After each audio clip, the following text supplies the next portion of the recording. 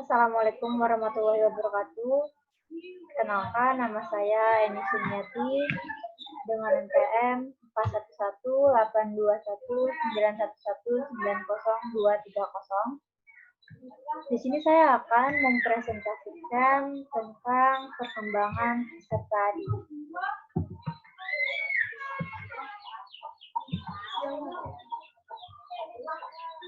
Pengertian kepribadian.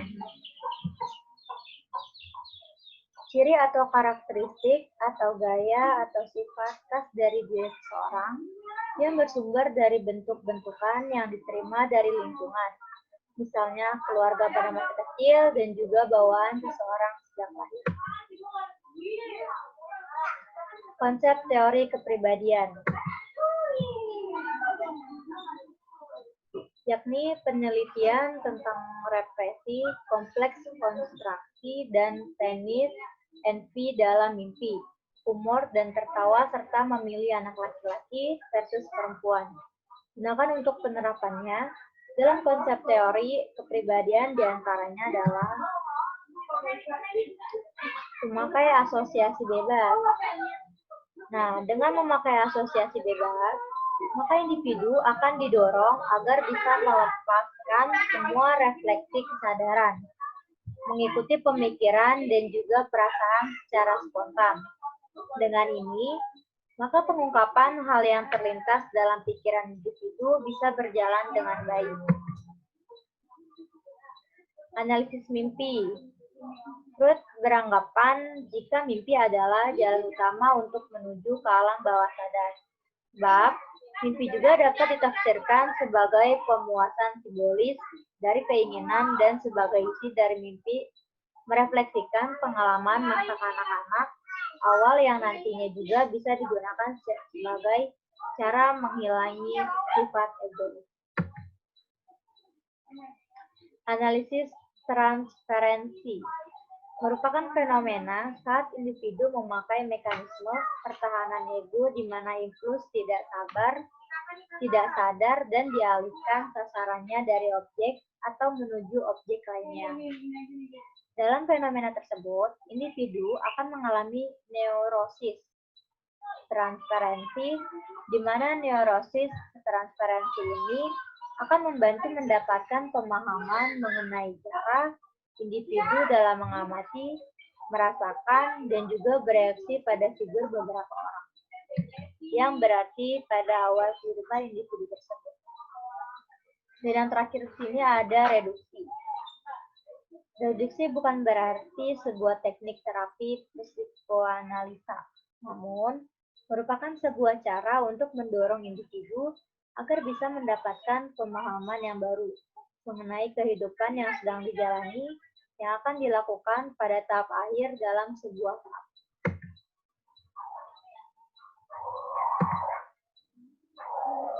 Perkembangan karakteristik kepribadian. Yang A itu ada mampu menilai diri secara realistik. Mampu menilai diri secara realistik, individu yang kepribadiannya sehat, mampu menilai dirinya sebagai mana apa adanya, baik kelebihan maupun kekurangan atau kelemahannya, yang menyangkut fisik atau postur tubuh, wajah, keutuhan, dan kesehatan, dan kemampuan. Mampu menilai situasi secara realistik.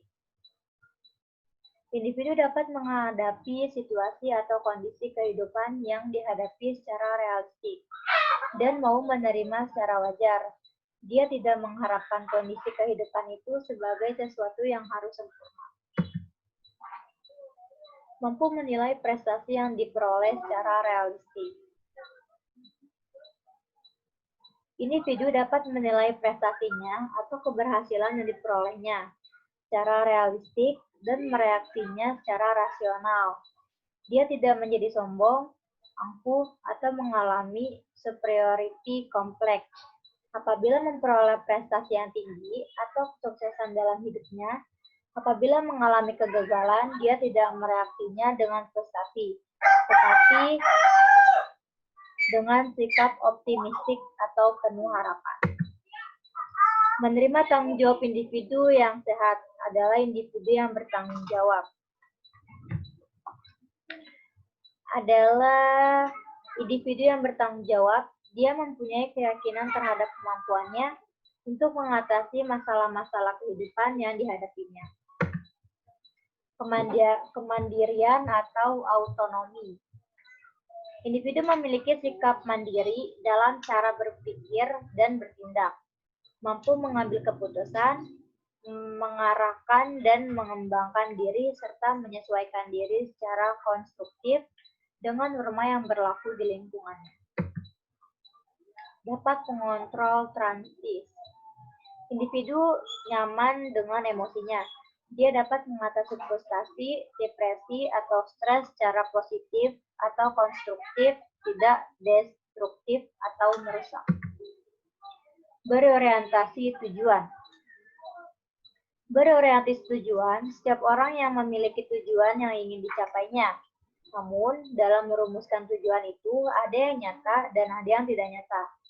Individu yang sehat kepribadiannya dapat merumuskan tujuannya berdasarkan penilaian secara matang atau rasional, dengan cara membanggakan kepribadian dan keterampilan. Dan yang terakhir di sini ada berorientasi keluar.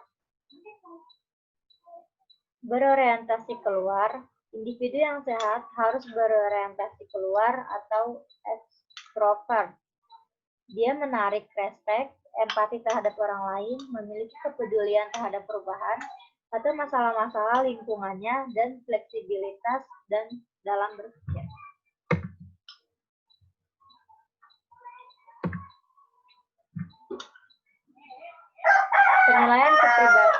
Penilaian kepribadian. Sini bisa dengan menggunakan metode observasi, yaitu dapat melalui 3 cara. Yang pertama itu dengan introspeksi eksperimental, dan yang terakhir itu ekstrospeksi. Yang kedua itu bisa dengan cara menggunakan metode proyektif. Nah, ini merupakan salah satu bentuk mekanisme pertahanan. Dalam mekanisme proyeksi, individu secara tidak sengaja menempatkan isi batin sendiri pada objek di luar dirinya sendiri dan menghayatinya secara karakteristik objek yang di luar dirinya itu.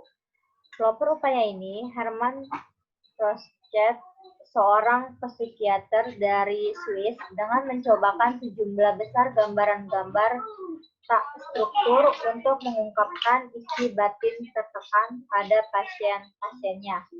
Dari sejumlah gambar-gambar, akhirnya dipilih 10 gambar yang dilakukan, kemudian dikenal dengan nama Rorschach.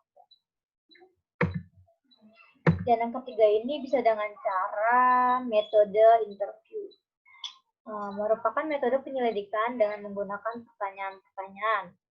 Berbeda dengan angket yang pertanyaan-pertanyaannya diberikan secara tertulis. Pada interview, pertanyaan-pertanyaan diberikan secara lisan. Dan yang terakhir itu ada paper and pencil. Merupakan metode penyelidikan dengan menggunakan pertanyaan-pertanyaan di mana pertanyaan tersebut merupakan pertanyaan yang dapat menjelaskan bagaimana diri kita yang ditanyakan melalui tes tertulis. Mungkin itu saja yang bisa saya sampaikan. Kurang lebihnya mohon maaf. Dan saya akhiri. Wassalamualaikum warahmatullahi wabarakatuh.